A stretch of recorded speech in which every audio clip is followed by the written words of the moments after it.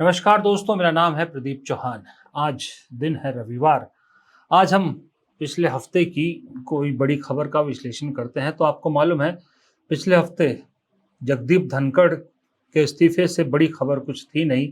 उसके बाद फिर संसद का सत्र था जो धुल गया। एसआईआर का मुद्दा था बिहार का, वो भी पहला चरण कंप्लीट हो गया। इन सब मुद्दों पर हमने बात की, लेकिन एक मुद्दा और है, मुझे लगता है आज उस पर बात करनी चाहिए। वो जो राहुल गांधी कांग्रेस के अंदर कोशिश कर रहे हैं, बदलाव लाने की कोशिश कर रहे हैं, लेकिन उस कोशिश में कितने कामयाब हो पा रहे हैं या उस कोशिश में क्या कुछ हो रहा है, इसके बारे में भी जरा एक काफी दिनों से बात नहीं की थी, तो उस पर बात करनी चाहिए, मुझे ऐसा लगता है। देखिए, राहुल गांधी अभी 2 दिन पहले एक ओबीसी सम्मेलन था दिल्ली में कांग्रेस का, उसमें शामिल हुए, जिसमें मल्लिकार्जुन खड़गे और देश के कांग्रेस के बड़े बड़े ओबीसी नेता सब उसमें शामिल थे। अशोक गहलोत से लेके सिद्धारमैया से लेके भूपेश बघेल से लेके सब, सचिन पायलट तक सब लोग थे। तो वहां जो राहुल गांधी ने एक बात कही, वो बात बहुत चर्चा में रही, जहां राहुल गांधी ने कहा कि हाँ, हमसे गलती हुई कि हम ओबीसी को वो स्थान नहीं दे पाए या ओबीसी को उतना रिस्पेक्ट नहीं दे पाए जितनी दी जानी चाहिए थी, लेकिन अब वो बात नहीं। जरा एक बार राहुल गांधी की वो बात सुन लीजिए। अब मैं 2004 से राजनीति कर रहा हूं और 21 साल हो गए, और जब मैं पीछे देखता हूं और एक प्रकार से अपनी सेल्फ एनालिसिस करता हूं, मैंने कहां कहां सही काम किया और कहां कमी रही, तो 2-3 बड़ी इश्यूज दिखती हैं मुझे। जमीन अधिग्रहण बिल किया, मनरेगा किया, भोजन का अधिकार किया, ट्राइबल बिल, न्यामगिरी की लड़ाई लड़ी, ये काम मैंने सही किया। अगर मैं थोड़ा पीछे को देखता हूं तो मुझे एक बात बिल्कुल क्लियर दिखती है कि एक चीज में मेरी कमी रही थी। क्या थी? जो ओबीसी वर्ग है उसका जिस प्रकार से मुझे प्रोटेक्शन करना था, मैंने नहीं किया। मेरी रिग्रेट क्या है कि अगर मुझे आपकी हिस्ट्री के बारे में, आपकी इश्यूज के बारे में थोड़ा सा भी ज्यादा मालूम होता, मैं तभी जाति जनगणना करा देता। वो निकल गया, और मैं स्टेज से कह रहा हूं वो गलती है मेरी, और इस गलती को मैं ठीक करने जा रहा हूं। देश को चलाता कौन है? देश को, उसकी, किसी भी देश को उसकी उत्पादक शक्ति चलाती है। और देश में मेन सवाल ये उठता है कि अगर उत्पादक शक्ति देश को कुछ दे रही है, भोजन देती है, औजार देती है, ये इमारतें देती हैं, तो उस शक्ति को अपने खून पसीने के लिए देश क्या देता है? आप मेरी बहन से पूछो, कभी मिलोगे तो पूछना, अगर कभी राहुल ने किसी चीज के बारे में मन बना लिया तो उस बात को वो छोड़ेगा या नहीं छोड़ेगा, वो पूछ लो उससे। मैं नहीं छोड़ने वाला। आप ये मत सोचो कि मैं जाति जनगणना की बात कर रहा हूं। जाति जनगणना तो पहला कदम है। मेरा लक्ष्य है कि उस उत्पादक शक्ति को हिंदुस्तान में रिस्पेक्ट और हिस्सेदारी मिले। आप राहुल गांधी बोलते रहते हो, मगर राहुल गांधी, आपकी शक्ति के बिना राहुल गांधी कुछ नहीं है। तो मेरा काम आपकी शक्ति को अलाइन करने का है। और देश के, मैं ओबीसी वर्ग से, युवाओं से कहना चाहता हूं कि जिस प्रकार से मैंने ओबीसी वर्ग के लिए काम करना चाहिए था, पहले मैंने नहीं किया, अब मैं डबल स्पीड से वो काम करने जा रहा हूं। ठीक है, राहुल गांधी ने ओबीसी को लेकर बहुत बड़ी बात कही। नेता नॉर्मली कहते नहीं है कि हमसे ये गलती हुई या नहीं, अपनी गलती मानते नहीं, लेकिन राहुल गांधी की खासियत ये है कि दिल के साफ है। जो दिल में है वो जुबान पे है। कोई वो जो टिपिकल जो एक नेता बात करता है ना कि दिल में कुछ है, जुबान पे कुछ है और सच्चाई कुछ और है, वैसा राहुल गांधी के साथ नहीं है। राहुल गांधी के क्वालिटी कहिए इसको, या आप राजनीति के रूप से वो कहिए, बुराई कहिए, लेकिन राहुल गांधी के अंदर ये चीज तो है, कोई बात डबल स्टैंडर्ड या दो मायने की नहीं करते। जो दिल में है, जो सच है, वही जुबान पर है, चाहे उसका पॉजिटिव असर हो, चाहे उन्हें खामियाजा भुगतना पड़े, लेकिन वो बोलते वही हैं जो उनके दिल में है। तो राहुल गांधी ने ये बात कही, और ये बहुत अच्छी बात है कि अगर कोई नेता किसी पार्टी का गलती मान रहा है और ओबीसी को इतना बड़ा मैसेज दे रहा है, और उदित राज जो कांग्रेस के नेता, उन्होंने बाकायदा ये भी कहा, उन्होंने एक कदम आगे बढ़ के कहा कि जो राहुल गांधी ने मैसेज दिया है ओबीसी वालों को, तो ओबीसी को ये बात समझनी चाहिए कि राहुल गांधी आज के अंबेडकर हैं। अब इतनी बड़ी बात कही जा रही है राहुल गांधी के बारे में, तो जाहिर सी बात है इस हफ्ते बहुत सारी पॉलिटिकल खबरें थी, धनखड़ वाली, संसद वाली, एसआईआर वाली, इसलिए राहुल गांधी का ये बयान चर्चा से कहीं दूर रह गया। लेकिन अगर खबरें ना हुई होती तो इस हफ्ते बहुत चर्चा में रहता ये बयान।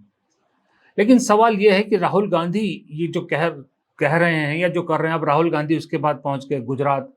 वो जो उन्होंने एक मिशन उठाया है कांग्रेस के रिवैम्प को लेकर कि भाई जिला अध्यक्षों को पावर देनी है, तो जिला अध्यक्षों की ट्रेनिंग प्रोग्राम में गुजरात पहुंच गए, लगातार गुजरात जा रहे हैं और गुजरात उन्होंने एक मिशन के तौर पे ले लिया है। इसी तरह देश के अलग अलग जो राज्यों से आए नेताओं से दिल्ली में मुलाकात कर रहे हैं, कभी खुद जा रहे हैं, सब चीज़ें कर रहे हैं। हैरानी की बात है कि दिल्ली में सरकार, बीजेपी सरकार गरीबों की झुग्गियां तोड़ती हैं, गरीबों के घर तोड़ते हैं, तो दिल्ली के किसी नेता, कांग्रेस के किसी नेता ने इतनी जहमत नहीं उठाई कि गरीबों का या जिनके घर टूटे हैं उनका हाल चाल पूछ ले, उनका दर्द साझा कर ले। राहुल गांधी पहुंच गए, राहुल गांधी ने लोगों का दर्द पूछा, लोगों से जो है वो जो भी हो सका उसका आश्वासन उन्होंने दिया। तो ये एक नेता जो है वो लगातार वर्क इन प्रोग्रेस वाले जो राहुल गांधी है ना, वो एक्चुअल में कुछ और ही होने वाले हैं। आज के इंडियन एक्सप्रेस में मैंने ऐसे ही चलते चलते पढ़ा था, तवलीन सिंह ने गमले में उगने वाला पौधा राहुल गांधी को कहा। मुझे समझ में नहीं आता तवलीन सिंह का कोई पर्सनल ग्रज है गांधी परिवार के साथ या क्या है, या उन्होंने जो पत्रकारिता की इतने साल से, फिर एक पत्रकार तो ऐसी बात नहीं लिख सकता। मैं उन्हें फिर पत्रकार नहीं मानता कि जो, खैर मैं उसी दिन उनको पत्रकारिता के उससे साइड कर दिया था जिस दिन उन्होंने मोदी के गुणगान में किताब लिखी थी, मसीहा कहा था, मॉडर्न मसीहा मोदी को कहा था, उसी दिन मुझे समझ में आ गया था। तो मैं उन्हीं तवलीन सिंह को एक मैसेज देना चाहता हूं कि राहुल गांधी ने जो राजनीति पिछले 11 साल में लगातार जो आदमी खड़ा रहा, एक बार भी अपने स्टैंड से हिला नहीं, जो बात कह दी उससे मुकरा नहीं, चाहे वो सावरकर हो, चाहे वो राफेल हो, चाहे वो अडानी हो, चाहे वो मोदी हो, चाहे वो संघ हो, एक भी बात मुझे तवलीन सिंह ये बता दे कि राहुल गांधी अपनी इस बात से मुकर गए या पीछे हटे जिस मुद्दे से उठाया। और एक भी मुद्दा राहुल गांधी का मुझे तवलीन सिंह ये बता दे कि राहुल गांधी का ये मुद्दा गलत है, झूठ निकला है जो उन्होंने बात उठाई है। बाद में सब बातें सच हुई है ना, तो उसे आप बोनसाई कहती है। मैं कहता हूं राहुल गांधी वो पौधा है जो गमले में उगा था, लेकिन अब एक वट वृक्ष के रूप में धीरे धीरे वो वट वृक्ष बनता जा रहा है, मेरा ये राय है। लेकिन प्रॉब्लम यह है कि ये वट वृक्ष जो बन रहा है, वृक्ष जो वट वृक्ष ले रहा है, अपने साथ अपने संगठन को आगे ले जाना चाहता है, अपनी जमीन, क्योंकि वट वृक्ष भी तभी तक वट वृक्ष मजबूती से खड़ा जब उसकी जमीन उसके साथ है, जमीन ने उसको पकड़ रखा है। जिस दिन जमीन ने उसको छोड़ दिया तो चाहे जितना ही बड़ा वृक्ष क्यों ना हो वो गिर ही जाता है। तो वो जमीन अपनी मजबूत करना चाहते हैं, इसलिए कांग्रेस में बदलाव कर रहे हैं। लेकिन सवाल फिर ये होता है कि राहुल गांधी बात करते हैं कि भाई हमारे यहाँ पर 3 तरह के घोड़े हैं, रेस के घोड़े, बारात के घोड़े, लंगड़े घोड़े। हम बारात के घोड़ों को रेस के घोड़े में दौड़ा देते हैं, कांग्रेस की सबसे बड़ी गलती है। बात सही है, लेकिन इसको ठीक करने की जिम्मेदारी राहुल गांधी खुद लेते हैं। तो जब राहुल गांधी ये जिम्मेदारी लेते हैं तो राहुल गांधी को मिसाल भी तो खुद साबित करनी पड़ेगी ना, क्योंकि कैप्टन जब तक खुद मिसाल नहीं बनता तब तक टीम को वो कह नहीं सकता कि तुम भी इस तरह का परफॉर्मेंस करो। To set an example English में जिसको कहते हैं, वहां आपके टीम लीडर को एग्जाम्पल सेट करना पड़ता है। तो राहुल गांधी को भी ये बारात के घोड़ों को रेस में ना दौड़ाने का एग्जाम्पल तो सेट करना चाहिए ना। लेकिन आप खुद ही अगर इस एग्जाम्पल से दूर जाओगे तो दूसरों से कैसे कहोगे कि आप बारात के घोड़े हो, आप रेस में मत दौड़ो। वो भी तो उंगली उठाएगा ना कि आपके खुद के घोड़ों को तो देखिए। ये बात मैं इसलिए कह रहा हूं कि कल से लेकर सोशल मीडिया पर डायरेक्टली और इनडायरेक्टली एक चीज बहुत जो है सर्कुलेट की जा रही है, वो है जो कांग्रेस ने पैनल बनाया है, स्क्रीनिंग कमेटी बनाई है बिहार को लेकर, बिहार चुनाव को लेकर जो स्क्रीनिंग कमेटी बनाई है, जो वहां पर जाहिर सी बात है टिकटों का वितरण भी करेगा, कैंडिडेट चुनेगा स्क्रीनिंग कमेटी। उसके अध्यक्ष जो चेयरमैन बनाए गए हैं वो अजय माकन, मेंबर हैं प्रणीति शिंदे, इमरान प्रतापगढ़ी और कुणाल चौधरी। इसके अलावा कृष्णा अल्लावरू, राजेश कुमार, शकील अहमद, मदन मोहन झा, देवेंद्र यादव, शाहनवाज आलम, सुशील कुमार पासी, ये सब भी हैं। लेकिन मेन वो 4 है। चेयरमैन मेन है अजय माकन। अब अजय माकन आपको मालूम है राहुल गांधी के नज़दीकी हैं, किसी से नहीं छुपा है। कांग्रेस के ट्रेजरर हैं, हायरार्की में अध्यक्ष जीएसओ के बाद तीसरे नंबर पे वो आते हैं पार्टी में, सबसे पावरफुल आदमी। तो सबसे पहली बात तो वो ट्रेजरर हैं, उन्हें वहीं रहने दीजिए। आप उन्हें स्क्रीनिंग कमेटी का चेयरमैन बना देते हैं, ठीक है, लेकिन स्क्रीनिंग कमेटी का चेयरमैन बनाने से पहले कुछ तो क्राइटेरिया होना चाहिए ना। जो गिने चुने उंगलियों पे जो आप बारात के घोड़े कांग्रेस में गिन सकते हो, उंगलियों पे 8-10, उनमें अजय माकन भी टॉप 3-4 में है। मैं इसलिए कह रहा हूं कि अजय माकन का पिछला ट्रैक रिकॉर्ड देखिए। दिसंबर 2021 में चुनाव होते हैं पंजाब के, वहां की स्क्रीनिंग कमेटी देखिए, चेयरमैन अजय माकन। नतीजा, पार्टी हार गई और बहुत सा इल्ज़ाम लगा कि गलत टिकट डिस्ट्रीब्यूट हुए। उसके बाद अजय माकन को चेयरमैन बनाया जाता है छत्तीसगढ़ के चुनाव का। छत्तीसगढ़ चुनाव होते हैं, फिर से chairman screening committee Ajay Maken. नतीजा, अनएक्सपेक्टेड हार छत्तीसगढ़ में 2023 में। छत्तीसगढ़ में चुनाव हार गए, भूपेश बघेल हार गए। वहाँ भी एक बहुत बड़ा कारण बताया गया कि टिकट गलत डिस्ट्रीब्यूट हुए। फिर उसके बाद पिछले साल हरियाणा चुनाव हुए, वहाँ भी स्क्रीनिंग कमेटी बनी, फिर चेयरमैन अजय माकन, और हरियाणा भी अनएक्सपेक्टेडली जीती जिताई बाजी हार गए। सबसे बड़ा कारण गलत टिकट डिस्ट्रीब्यूशन। और अब चौथी बार फिर से बिहार जैसे राज्य में, जहां इस वक्त कांग्रेस रिवाइवल मोड पे है और वहां से एग्जाम्पल सेट होगा, वहां फिर से चेयरमैन बना दिया गया अजय माकन को। तो ये घोड़े को कब तक दौड़ाया जाएगा? ये घोड़ा तो ऐसा है जो लगातार हर जगह सिर्फ फेल फेल फेल हुआ है, उसके बावजूद भी आप लगातार इस घोड़े को दौड़ाते जा रहे हैं। तो फिर आप कैसे लोगों से कहोगे कि आप जो है वो बारात के घोड़ों को मत दौड़ाइए? सबके पास अपना अपना कारण है। अब अजय माकन क्योंकि राहुल गांधी के करीबी हैं, तो इसलिए कांग्रेस वाले लिस्ट तो शेयर कर रहे हैं, लेकिन जो दिल का गुबार है वो नहीं लिख पा रहे हैं। शेयर करने का मतलब ही यही है, ना वो कांग्रेचुलेशन कर रहे हैं, ना कुछ कर रहे हैं, ज़्यादातर यही लिख रहे हैं कि बिहार की स्क्रीनिंग कमेटी बनाई कांग्रेस ने। तो इसका मतलब यही होता है। अब एक नज़दीकी है, दूसरे नज़दीकी राहुल गांधी के सबको मालूम है केसी वेणुगोपाल है, जो एक परछाई की तरह उनके साथ हमेशा चलते रहते हैं। केसी वेणुगोपाल 2019 से जनरल सेक्रेटरी ऑर्गेनाइजेशन है।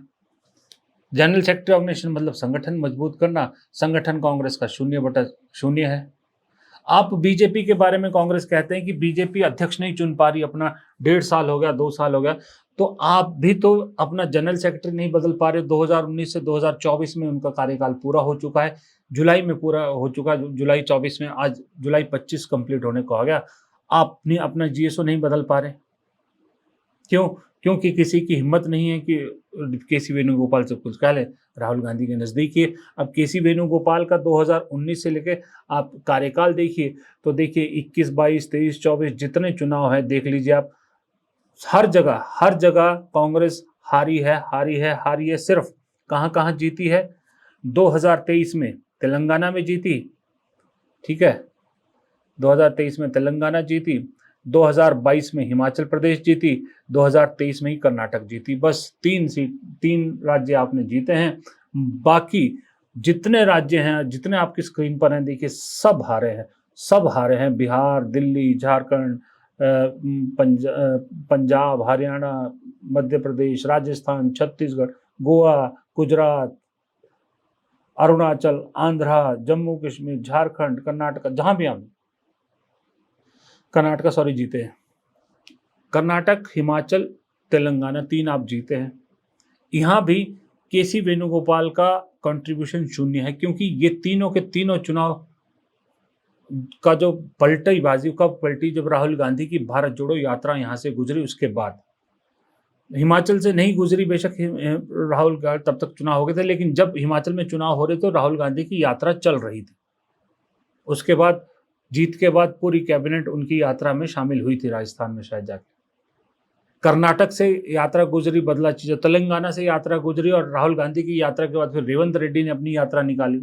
तो इसका श्रेय तो अगर दिल्ली के लेवल पे किसी को जाता है, सबसे पहली बात तो वहाँ के स्थानीय नेतृत्व को जाता है, कर्नाटक और उसका तेलंगाना का और हिमाचल का। लेकिन उसके बाद अगर दिल्ली के लेवल पे किसी को जाता है तो वो जाता है राहुल गांधी की भारत जोड़ो यात्रा का। तो यहाँ पर केसी वेणुगोपाल का कंट्रीब्यूशन 0। फिर एक और कई चेहरे हैं, फिर एक और चेहरे हैं, रणदीप सुरजेवाला। मुझे नहीं मालूम कब आखिरी बार, मैंने पहले बोला था कि उन्होंने कब आखिरी बार जो इलेक्शन जीता था, विधानसभा का भी, लोकसभा तो छोड़िए।